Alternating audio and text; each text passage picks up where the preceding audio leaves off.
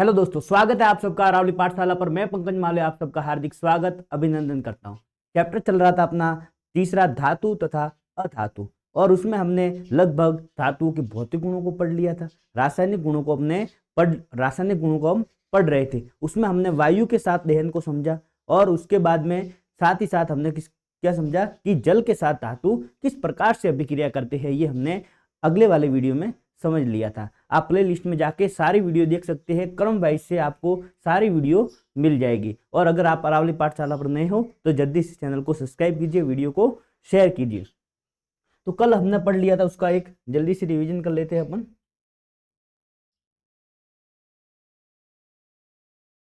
सबसे पहले पढ़ा था हमने वायु में दहन। वायु में दहन करने पर क्या होता है कि जब धातु को वायु में दहन किया जाता है तो क्या बनता है, धातु का ऑक्साइड या संगत धातु ऑक्साइड अपन को प्राप्त होता है। और इस संगत धातु ऑक्साइड की प्रकृति कैसी होती है, इसकी प्रकृति सारी होती है। अधातु होते हैं वो किसके, अम्लीय प्रकृति के, जो ऑक्साइड का निर्माण करते हैं। फिर इस ऑक्साइड का गुण क्या था कि ये जल में घुलनशील अघुलनशील थे, परंतु सोडियम ऑक्साइड तथा पोटेशियम ऑक्साइड ऐसे हैं जो जल में घुलकर किसका निर्माण कर देते हैं, सार का निर्माण कर देते हैं। उसके बाद है एनोडीकरण। एनोडीकरण क्या होता है, एल्यूमिनियम की प्लेट पर ऑक्साइड की परत को चढ़ाना, क्या कहलाता है, एनोडीकरण कहलाता है। ये संसारण से इसकी सुरक्षा करता है। उसके बाद है धातु की ऑक्सीजन के साथ अभिक्रिया करने की दर भिन्न भिन्न होती है, क्योंकि सक्रियता श्रेणी में अपन ने क्या पढ़ा था, जो सबसे ज्यादा रिएक्टिव हो जब से सबसे तुरंत रिएक्ट करेगा। तो जो सोडियम है, पोटेशियम है, ये तेजी से अभिक्रिया करते हैं और खुलने में रखने पर आग पकड़ लेते हैं। इसलिए इनको किसमें डुबो कर रखा जाता है, केरोसिन में डुबो कर रखा जाता है।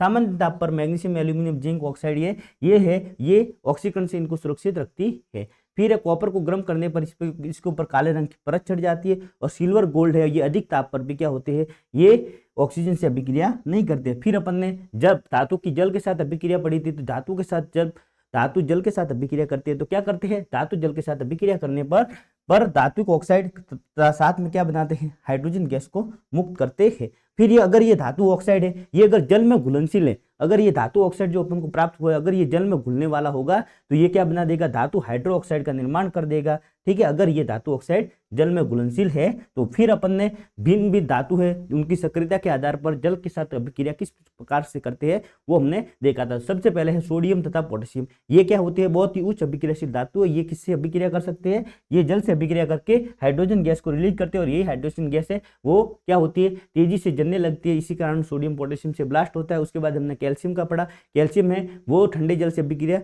नहीं करता है, लेकिन थोड़ा सा अगर इसकी अभिक्रिया कैल्शियम की है वो थोड़ी सी धीमी होती है। इसमें हाइड्रोजन गैस तो बनती है, लेकिन क्या नहीं होती है, ये जलती नहीं है तथा कैल्शियम की चारों तरफ चिपक जाती है, जिसके कारण क्या होता है, ये पानी पर तैरने लगता है। उसके बाद हमने मैग्नीशियम पढ़ा। अब मैग्नीशियम थोड़ा सा कम रिएक्टिव है, तो वो क्या करेगा, थोड़े से गर्म जल के साथ अभिक्रिया करेगा और कैल्शियम की तरह ही पानी के ऊपर तैरने लग जाएगा। उसके बाद है एल्यूमिनियम, जिंक, फेरस तथा ये जल ना तो गर्म जल के साथ अभिक्रिया करते हैं ना ठंडे जल के साथ, यह भाप के साथ अभिक्रिया करते हैं। फिर लेड, कॉपर, सिल्वर, गोल्ड है, या ना जल ना किसी के साथ भाप वगैरह किसी के साथ भी अभिक्रिया नहीं करते, क्योंकि ये निम्न विक्रयशील धातु है।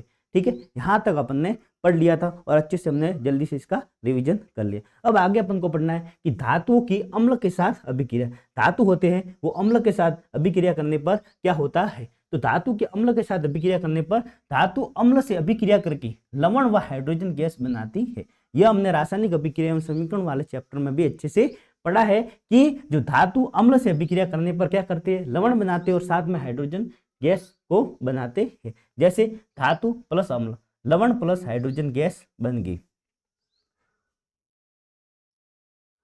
अब जैसे कि जिंक है,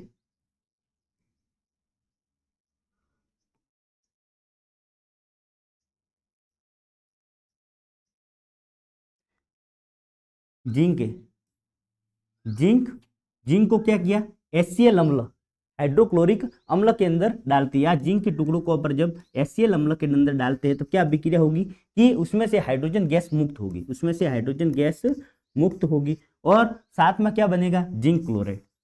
जिंक, अब जिंक की देखो, जिंक की संयोजकता कितनी है, प्लस की 2, तो क्लोरीन इसके साथ 2 जुड़ेंगे। ठीक है, इसके आगे आ जाएंगे 2, रिएक्शन को बैलेंस कर देंगे अपन। तो जिंक को जब HCl अम्ल के अंदर डाला जाता है तो जिंक क्लोराइड बनता है और हाइड्रोजन गैस है वो बाहर निकल जाएगी। तो धातु अम्ल के साथ अभिक्रिया करने पर क्या करते हैं, धातु के लवण देते हैं और साथ ही साथ में हाइड्रोजन गैस बाहर रिलीज करते हैं। हमने अभिक्रिया एक प्रयोग देखा था क्या, कि एक परख नली ली थी, उसके ऊपर क्या लगाया था, कॉर्क लगाया था और उसमें से एक नली निकाले थे। अब उस कॉर्क के अंदर जिंक के टुकड़े डाले थे और साथ में अंदर क्या था, अम्ल था।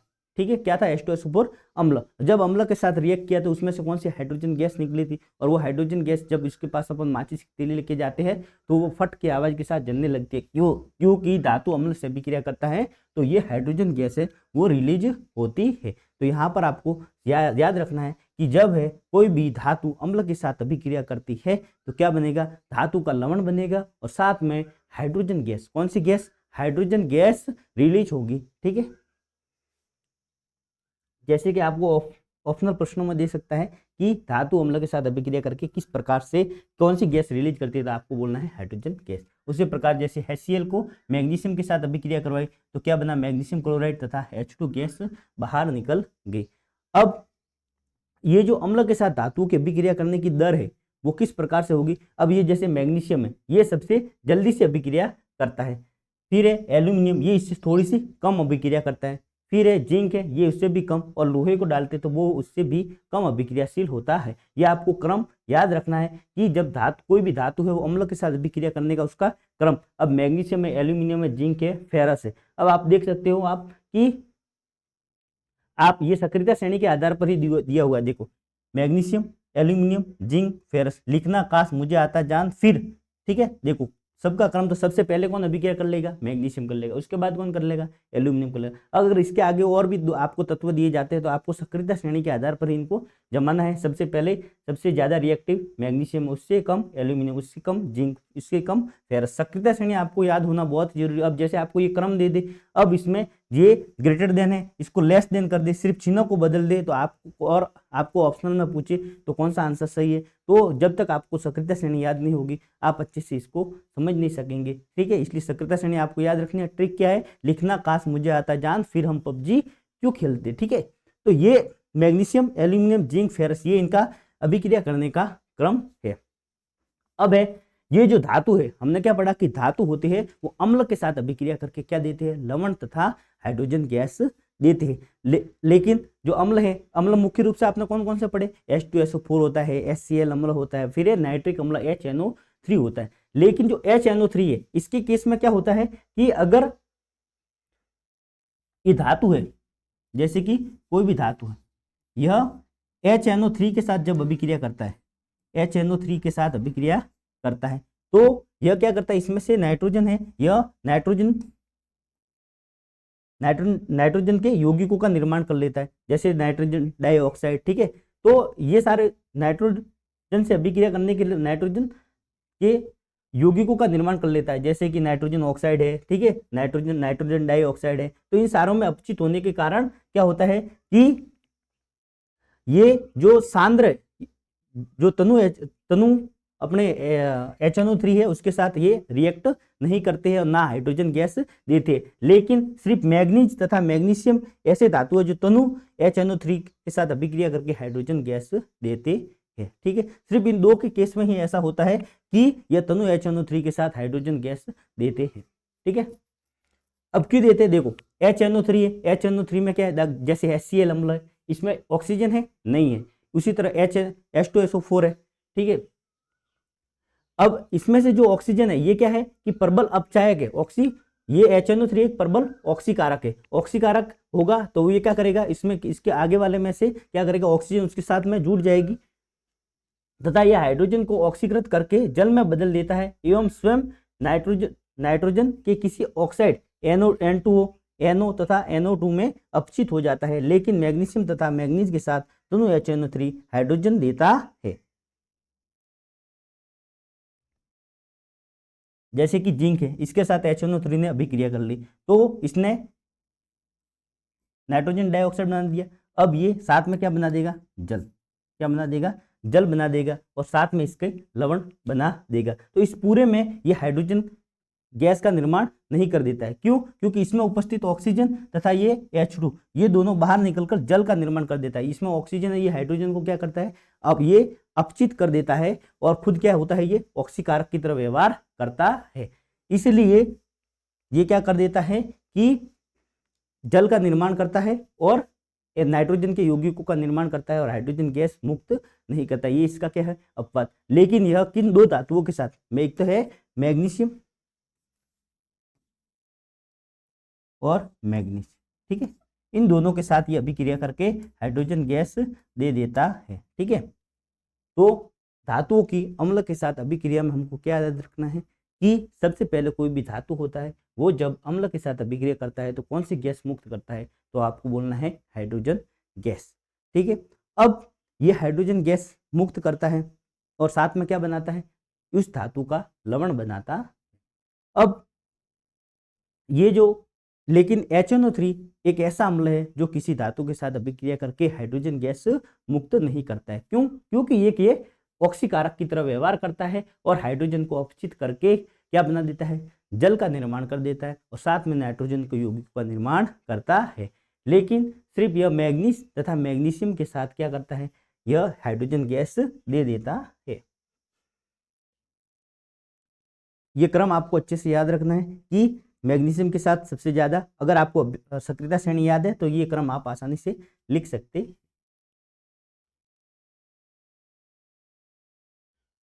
उसके बाद है धातु लवणों के विलयन के साथ धातु कैसे अभिक्रिया करते हैं। अब धातु लवण का विलयन मतलब कि किसी धातु का विलयन, जैसे हमारे पास है कॉपर सल्फेट का विलयन, तो वो धातु का विलयन है, कॉपर सल्फेट का विलयन है। उसी प्रकार फेरस सल्फेट है, तो ये सारे क्या है, धातु लवणों के विलयन है। अगर उस विलयन में अपन किसी धातु को डाल दे तो वो किस प्रकार से अभिक्रिया करेगी, तो हमने एक विस्थापन अभिक्रिया पढ़ी थी। क्या पढ़ा था? विस्थापन अभिक्रिया पढ़ी थी।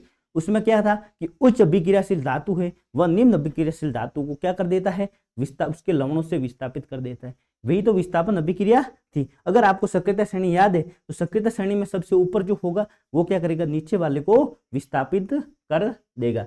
तो धातु लवणों के साथ धातु किस प्रकार से अभिक्रिया करती है कि अधिक क्रियाशील धातु अपने से कम क्रियाशील धातु को उनके लवण के विलयन से क्या कर देता है, विस्थापित कर देता है। जैसे कि अब अपने पास ये दो परख नली है, एक ये और एक ये। एक में क्या भरा हुआ है, कॉपर सल्फेट। एक में क्या भरा हुआ है, कॉपर सल्फेट मतलब CuSO4।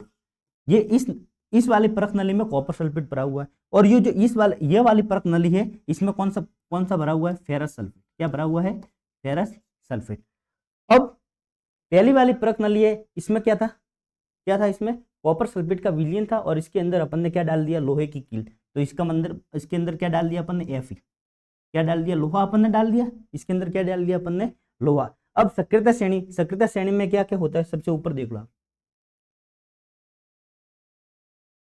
ये देखो सक्रियता श्रेणी में लिखना काश मुझे आता जान, फिर PUBG हम क्यों खेलते। तो कॉपर ऊपर है या लोहा ऊपर है, तो देखो आप ऊपर कौन है, लोहा, और इसके बाद में क्या है, कॉपर। तो कॉपर लोहे से ज्यादा अभिक्रियाशील हुआ या कम अभिक्रियाशील हुआ, तो कॉपर लोहे से कम अभिक्रियाशील हुआ। कॉपर लोहे से कम अभिक्रियाशील हुआ तो क्या करेगा कि ये लोहा है, या कॉपर को क्या कर देगा, विस्थापित कर देगा, इसकी जगह पर खुद आके बैठ जाएगा। क्यों? क्योंकि ये उच्च अभिक्रियाशील है और कॉपर को मार के भगा देगा।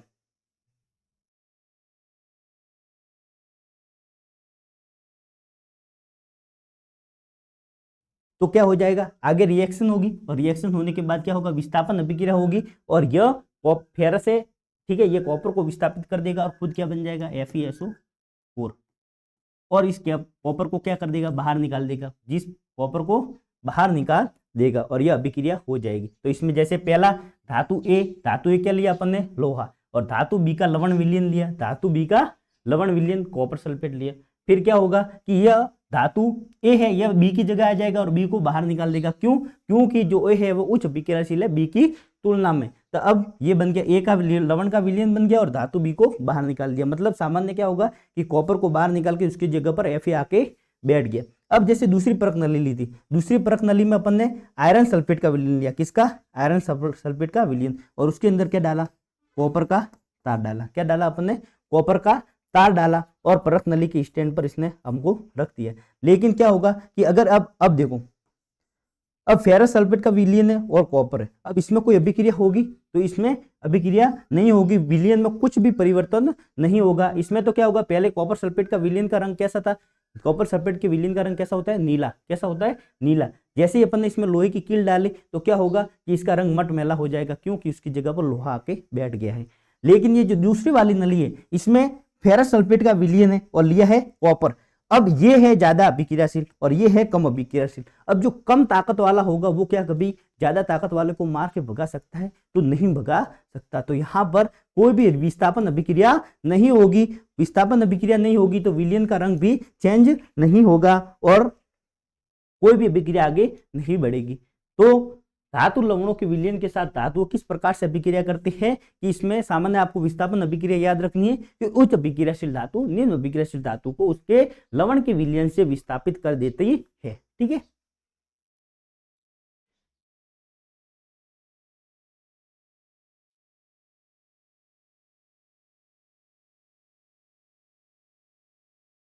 अभिक्रिया। अब इसके बाद है अपन को कि धातु अपन किस प्रकार से प्राप्त करते हैं। यही पर आपके रासायनिक गुण होते हैं वो पूरे होते। तो रासायनिक गुणों में आपको मुख्यतः 4 चीजें याद रखनी। कौन सी? ठीक है। सबसे पहला एक तो आप वो भी याद रख सकते हैं कि धातु और धातु के साथ किस प्रकार से अभिक्रिया करते हैं। तो 5 चीजें ये हो जाएगी। सबसे पहला वायु में दहन। वायु में दहन करने पर क्या होता है? धातुओं के ऑक्साइड अपन को प्राप्त होते हैं। दूसरा, जल के अंदर, जल के विलयन के अंदर डालने पर क्या होता है कि जल के विलयन के अंदर डालने पर अपन को क्या होता है कि इनके ऑक्साइड प्राप्त होते हैं तथा साइड में साथ में क्या हाइड्रोजन गैस मुक्त होती है। अम्लों के साथ हाइड्रोजन गैस मुक्त होती है। तो ये सारे अभिक्रिया है वो आपको पढ़नी है और उसके साथ साथ इनके जो अपवाद है और वो कौन सी धातु किस प्रकार से उसके साथ रिएक्ट करती है ये आपको अच्छे से समझना है और याद करना है। 2-3 बार आपको अच्छे से पढ़ना है। ये नहीं समझना कि इतनी सारी इस सारों इतने सारे गुण हैं वो किस प्रकार से याद होंगे। 1-2 बार जब आप इसको अच्छे से पढ़ेंगे तो ये सारे आपके दिमाग में सेट हो जाएंगे। अब है धातुओं की प्राप्ति। अब ये जो पूरी प्रकृति है इस प्रकृति में अपन को धातु किस प्रकार से प्राप्त होती है, अधातु किस प्रकार से प्राप्त होती है। तो जो धातु व अधातु होते हैं वो अपन को एक तो भू प्रॉपर्टी में, भू प्रॉपर्टी मतलब जो पृथ्वी है उसके अंदर की जो परत है उनके अंदर पाई जाती है। तो धातु अपन को भू प्रॉपर्टी के अंदर से प्राप्त होती है। अब ये प्राप्त होती है तो इसका मतलब नहीं कि अपन को लोहा चाहिए तो सीधा जैसे जमीन को खोदा अंदर से लोहा निकल गया, जैसे कॉपर की बट्टी मिल गया आपको, ऐसे कॉपर के पीस मिल गया, ऐसा नहीं होता है। ये जो धातु होती है अपनी सक्रियता श्रेणी के आधार पर या अपनी जो ज्यादा रिएक्टिव होती है उसके आधार पर भिन्न भिन्न तरीके से पाई जाती है। जैसे कि सक्रियता श्रेणी है, सक्रियता श्रेणी में सबसे ऊपर कौन से आता है? सोडियम, पोटेशियम, क्या लिथियम। ठीक है। अब ये बहुत ही ज्यादा रिएक्टिव है, सोडियम, पोटेशियम तथा लिथियम, ये बहुत ही ज्यादा अभिक्रियाशील धातु है। तो ये प्रकृति में मुक्त अवस्था में अपन को नहीं मिलेगी। ये क्या करेगी? किसी न किसी के साथ अभिक्रिया करके लवण का निर्माण कर देगी, जैसे कि NaCl का निर्माण कर देगी, नमक का निर्माण कर देगी या अन्य कोई यौगिकों का निर्माण कर देगी। तो सोडियम, पोटेशियम जैसी ये क्या है? उच्च अभिक्रियाशील धातु। ये उच्च अभिक्रियाशील धातु है। तो ये उच्च अभिक्रियाशील धातु है तो यह अपन को स्वतंत्र नहीं मिलेगी, स्वतंत्र अवस्था में नहीं मिलेगी। उसके बाद है ये जो कम अभिक्रियाशील धातु है, जैसे है मैग्नीशियम है, एल्यूमिनियम है, जिंक है, फेरस है। ठीक है। तो ये क्या है? मध्यम अभिक्रियाशील धातु। अब ये मध्यम अभिक्रियाशील धातु तो ये डायरेक्ट तो किसी के साथ सभी के साथ अभिक्रिया नहीं करेगा, लेकिन वातावरण में सबसे ज्यादा क्या है? ऑक्सीजन है, सल्फेट है, कार्बोनेट है। तो ये जो होते हैं ये सल्फाइड के रूप में, इन धातुओं के सल्फाइड, फिर इनके ऑक्सीजन के साथ अभिक्रिया करके ये ऑक्साइडों का निर्माण कर देते हैं और कार्बन डाइऑक्साइड के साथ मिलकर कार्बोनेटों का निर्माण कर देते हैं। तो सबसे ऊपर वाले वो तो मुक्त अवस्था में नहीं मिलते हैं, वो किसी के साथ भी अभिक्रिया कर लेते हैं। और जो जो बीच वाले हैं वो सल्फाइड है, ऑक्साइड है, कार्बोनेटों के रूप में मिलते हैं। और नीचे वाले जैसे सिल्वर है, गोल्ड है, प्लेटिनियम है, ये अपन को मुक्त अवस्था में मिलते। क्यों? क्योंकि ये बहुत ही कम रिएक्टिव है, किसी के साथ अभिक्रिया नहीं करते, तो ये अकेले ही मिलते हैं। तो ये मुक्त अवस्था में अपन को प्राप्त होते हैं। ठीक है। अब कौन कौन से किस प्रकार से प्रकृति में पड़े रहते कि जो ज्यादा अभिक्रियाशील धातु होगी वो किसी के साथ भी स्वतंत्र नहीं होते, किसी न किसी के साथ मिलकर यौगिकों का निर्माण किए हुए होते। फिर है सल्फाइड है, और जो मध्यम है वो सल्फाइड, ऑक्सीजन, कार्बन डाइऑक्साइड के साथ अभिक्रिया करके इनके रूप में पाए जाते हैं। और जो नीचे वाले होते हैं सबसे कम अभिक्रियाशील धातु है वो क्या होगी? किसी के साथ रिएक्ट नहीं करेगी और कैसे? मुक्त अवस्था में पाई जाती है। तो आपको पूछे कि मुक्त अवस्था में कौन कौन सी धातुएं पाई जाती है, तो सिल्वर, गोल्ड वगैरह। साथ ही साथ समुद्र वगैरह में भी, समुद्र से अपन को नमक वगैरह प्राप्त होते हैं, तो समुद्र से भी अपन को धातु प्राप्त होती है, जैसे नमक। अब नमक से ही अपन ने आगे वाले चैप्टर में पढ़ा था, नमक से अपन ने क्या विरंजक चूर्ण बनाया था, कपड़े धोने का सोडा बनाया था। तो ये जो सारे है, ये समुद्र नमक जैसे यौगिक है वो भू प्रपर्टी से, समुद्र से भी अपन को प्राप्त होते, साथ ही भू प्रपर्टी से। अब भू प्रपर्टी, तो खनिज किसको बोलते हैं? अब प्रकृति में अपन को भू प्रपर्टी के नीचे जो भी चीजें जितनी भी मिली, सारी धातुएं, जैसे अपन को लोहे की कई से खदान प्राप्त हो गई, तो वो क्या है? खनिज हो गया। क्या हो गया? खनिज हो गया। अब पृथ्वी की भू प्रपर्टी में प्राकृतिक रूप से पाए जाने वाले तत्वों या यौगिकों को खनिज कहते हैं। तो सबसे पहली परिभाषा, खनिज किसको बोलते हैं? तो खनिज पृथ्वी की भू प्रपर्टी के अंदर प्राकृतिक रूप से पाए जाने वाले सभी तत्वों तथा यौगिकों को खनिज कहते हैं। फिर अब खनिज अपन को मिल गया, मान लो अपने किसी जगह से इतना सा लोहा मिल गया, थोड़ी सी जगह पर लोहा है। अब उस लोहे को निकालने की लागत है, उस लोहे को क्या करना पड़ेगा? अब जमीन में से निकालना है, निकालने के बाद उसको शुद्ध भी करना है, तभी अपन इसको काम में ले सकते। अब उस लोहे को निकालने के लिए क्या कर, फैक्ट्री लगेगी, उसके बाद मजदूर भी लगेंगे। अब उस ठीक है, अब उसमें जो भी खर्चा आएगा, अगर वो लोहा जो भू प्रकृति से निकल रहा है उसकी कीमत जो खर्चा आया उससे अगर कम है तो वो क्या होगा? अपने काम का होगा और अपन उसको निकालेंगे। लेकिन अगर उसको खनिज को प्राप्त करने के लिए, उसको साफ करने के लिए, खनिज लोहे को प्राप्त करने के लिए जो भी खर्चा हो रहा है वो उससे ज्यादा है, जितने का लोहा निकल रहा है उससे वो खर्चा ज्यादा है, तो वो अपने किसी काम का नहीं आएगा, लोहा वो किसी काम का नहीं आएगा। तो ऐस किसको बोलते हैं? कि वे खनिज जिनको कोई विशेष धातु काफी मात्रा में हो। अब जैसे मिश्रण में कोई भी है, सारे लोहा है, थोड़ा सा उसमें लोहा है, थोड़ा कॉपर है, तो उसमें किसको कोई जैसे लोहे के खदान होते, ठीक है, उसके बाद कॉपर के खाने होते हैं, तो अपने राजस्थान में खिचड़ी वगैरह में, तो ये जो खाने होती है वहां पर पर्टिकुलर एक ही धातु बहुत मात्रा में पाई जाती है। अब उसको निकालने का खर्चा होगा, वो उससे अगर जो धातु अपन को प्राप्त हो रही है उससे कम है तो अपने लिए क्या है? फायदेमंद है। क्या है? अपने लिए फायदेमंद है, अपन उसको निकालेंगे। तो वे खनिज जिनसे कोई विशेष धातु काफी मात्रा में होती है तथा जिन धातु को निकालना आसान हो, एक तो उसको प्राप्त करना आसान हो और आर्थिक रूप से लाभकारी हो। आर्थिक रूप से लाभकारी, जितना अपन को खर्चा हो रहा है उससे ज्यादा मात्रा में अपन को धातु प्राप्त हो रही है तो वो क्या कहलाएगा? अयस्क कहलाएगा। अब अयस्क और खनिज में क्या डिफरेंट है? तो अयस्क क्या है? अयस्क है कि जो धातु है उसमें से अगर अपन को बहुत सारी धातु की खान है, उसमें से धातु को प्राप्त करना अगर अपने लिए लाभकारी हो और आसानी हो कि अच्छे से अपन को प्राप्त हो जाए, खर्चा भी कम लगे, ठीक है, और वो बहुत ज्यादा चले भी, ठीक है, तो ये सारे वो क्या कहलाएंगे? अयस्क कहलाएंगे। और खनिज प्रकृति की भू प्रकृति में प्राकृतिक रूप से जहाँ कहीं भी धातु अपन को पाई जाती है वो सारे क्या कहलाते हैं? खनिज कहलाते हैं। अब एक प्रश्न बनता है कि क्या सारे खनिज है वो अयस्क है? क्या सारे खनिज है वो अयस्क है या नहीं? तो आपका उत्तर होगा नहीं, सारे खनिज है वो अयस्क नहीं होंगे, क्योंकि जितने भी धातु वगैरह है वो अयस्क कब होगी? जब उनको निकालना क्या हो? अपने लिए आर्थिक रूप से लाभकारी हो और उनको प्राप्त करना भी आसान हो, तभी वह अयस्क कहलाएगी। तो आपको बोले कि क्या सभी अयस्क खनिज? सत्य असत्य में आपको पूछ सकता है कि पहला ऑप्शन दे देगा आपको सभी खनिज अयस्क है, दूसरा दे देगा सभी अयस्क खनिज है, फिर है दोनों कथन सत्य है या इनमें से कोई नहीं है। तो आपको याद रखना है कि देखो खनिज के अंदर से ही अयस्क निकल रहे हैं, खनिज के अंदर से ही अयस्क, सब जितने खनिज अपन को मिल रहे हैं अगर वो लाभकारी है तो अपन उसको निकाल देंगे और उसके अयस्क प्राप्त अपन को हो जाएंगे। तो सभी खनिज है वो अयस्क नहीं है, लेकिन सभी अयस्क है वो खनिज है, जितने भी अयस्क है वो खनिज है, ठीक है। अब धातुक्रम, धातुक्रम किसको बोलते हैं? अब अपन को ये अयस्क प्राप्त हो गए, तो मैंने क्या बताया था कि जो जैसे सोडियम है, पोटेशियम है, ये सारे अपन को किसी न किसी के साथ मिले हुए मिलते हैं।